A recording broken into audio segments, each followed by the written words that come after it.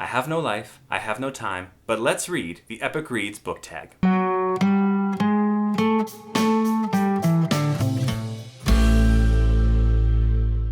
I'm going to do this quick and dirty. I'm doing it. I have a little bit of time, so here we go. Question 1. If you could invite one author and one of their fictional characters to tea, who would you invite and what would you serve them? Truthfully, I don't know. You know what? Brandon Sanderson, and I want him to bring wit because I want to have a better conversation with Brandon Sanderson than I did the first time I met him.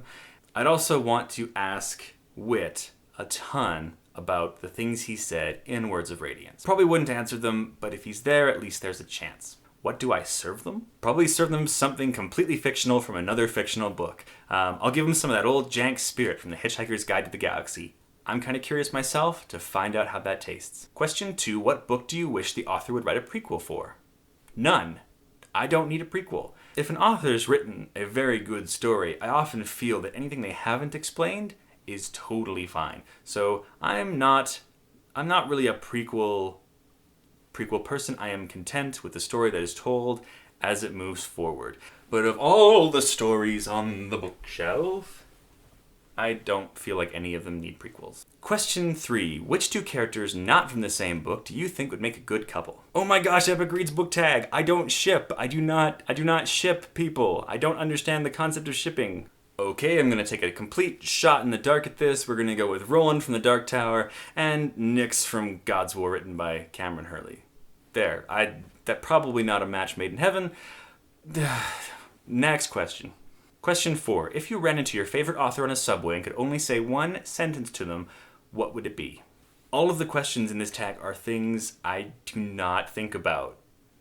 This is tough. If I ran into my favorite author on the subway, it would be Tad Williams. If I had one sentence to say to him, it would be... I would say probably the creepiest thing that I could say to him, which would be, have you ever thought about getting out? I mean, like, really getting out. Complete waste of a sentence to him, if you ask me, but, that could be fun. Question 5. What book made you a reader and why? You're asking me to reach back really, really far. Well, my teacher is an alien, for one. And if we go, that was back in grade 4. If we go even further back, it would probably be like the earliest memory I have of reading a book, which would be like Clifford the Big Red Dog. Question 6. Incendio. Your bookshelf just caught fire. Which one book do you save and why? It's a slow-burning fire, right? Question 7. Which dystopian world would you live in if you had to choose one? Why? Again, something I don't think about. Of all the worst realities I could choose, which one would you want to live in? I don't know. 1984, because then I wouldn't have to bother giving up.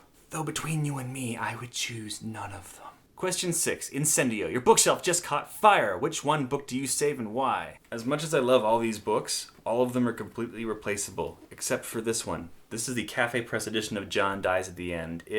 This was the sort of self-published version he put out before he found a publisher, and there aren't very many copies of this one. It's probably not worth a lot of money. I know that I've seen copies on eBay be like $200-$300, but because this thing is so limited, I'd probably grab this book and save it because it's the one I cannot replace or that I wouldn't be able to replace easily or cheaply. Everything else, totally beloved, totally replaceable.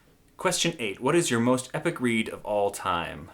I think I'm just going to start doing like the default answers for everything because it's totes Lord of the Rings.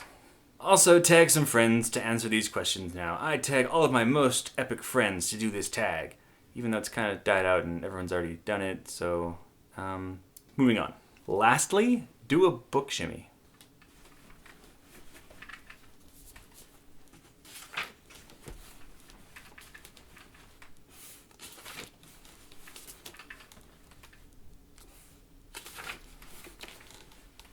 Alright, that's it everyone. We'll see you later.